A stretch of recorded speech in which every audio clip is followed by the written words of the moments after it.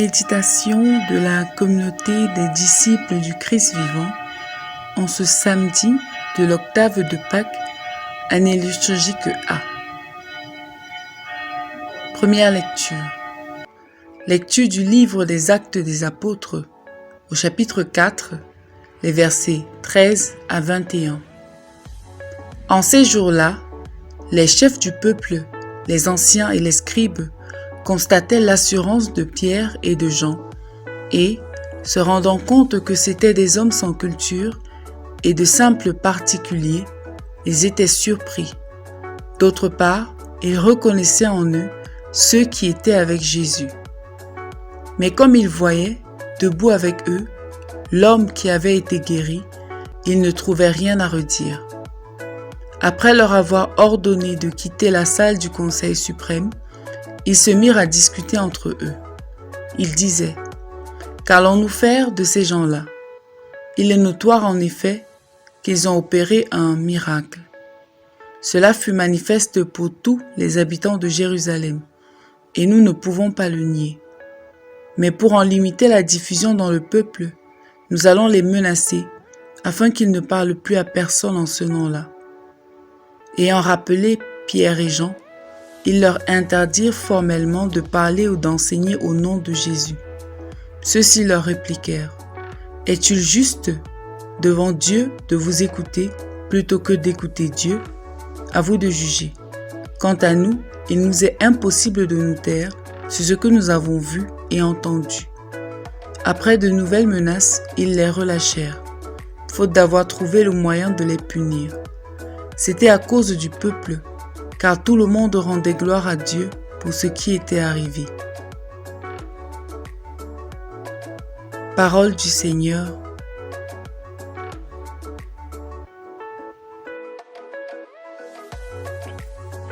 Méditation.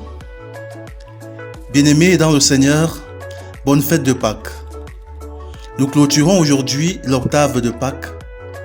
Pendant près d'une semaine, l'Église nous a permis de savourer la grande joie pascale à travers les morceaux choisis de textes du récit de la résurrection de notre Seigneur.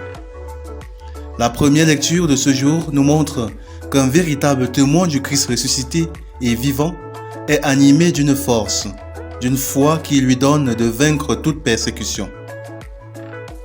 Dans cette première lecture, tirée des Actes des Apôtres, Pierre et Jean étonnent les anciens et les scribes par l'efficacité de leur foi.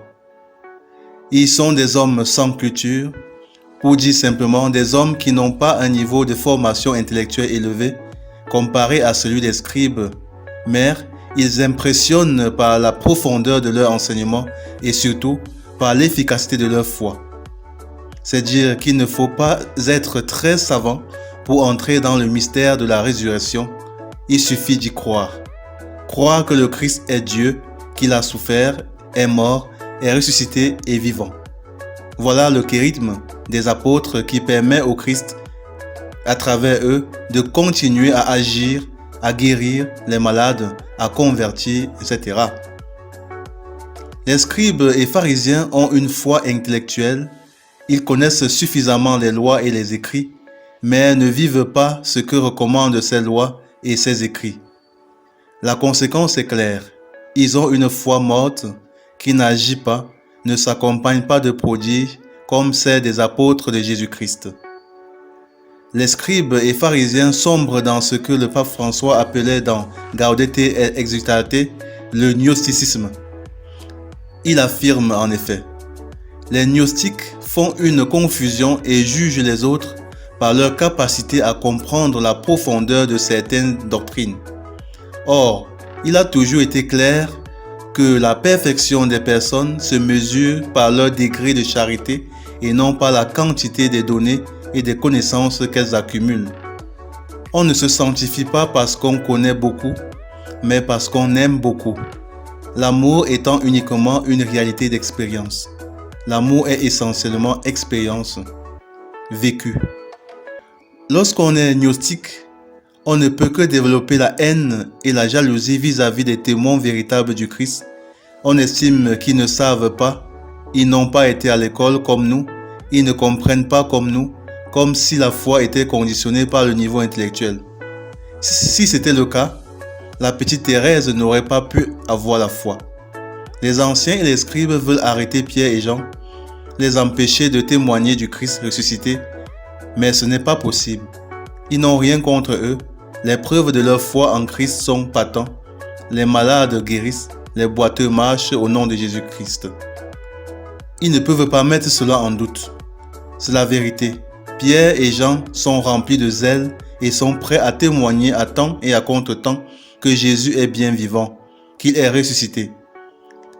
Est-il juste devant Dieu de vous écouter plutôt que d'écouter Dieu? À vous de juger.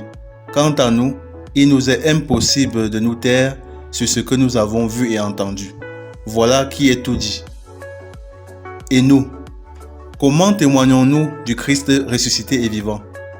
Avons-nous lu ou entendu que le Christ est ressuscité et vivant, ou l'avons-nous vu, rencontré, expérimenté? Il est bon que nous fassions nous-mêmes notre propre expérience du Christ ressuscité, vivant et agissant, pour pouvoir témoigner vraiment et pour que notre témoignage soit irréfutable, parce qu'ayant des preuves palpables de notre foi en la résurrection du Christ. Prions. Dieu notre Père, nous te rendons grâce pour le don de ton Fils qui a vaincu la mort pour que nous ayons la vie éternelle. Nous t'en prions, Seigneur. Donne-nous de faire notre propre expérience de sa présence vivante et agissante dans nos vies. Par le même Jésus-Christ notre Seigneur. Amen. Intercession. Nous te prions, Seigneur, pour tous ceux qui sont persécutés de par le monde à cause de leur foi. Donne-leur le courage de vaincre la peur et de te rester fidèle jusqu'au bout. Vierge Marie, intercède pour nous. Exercice spirituel. Identifions les domaines de notre propre vie où nous avons encore peur ou honte de nous affirmer publiquement comme chrétiens. Demandons au Seigneur le courage et osons donner le témoignage que le Christ ressuscité attend de nous dans ces domaines. Loué soit Jésus-Christ.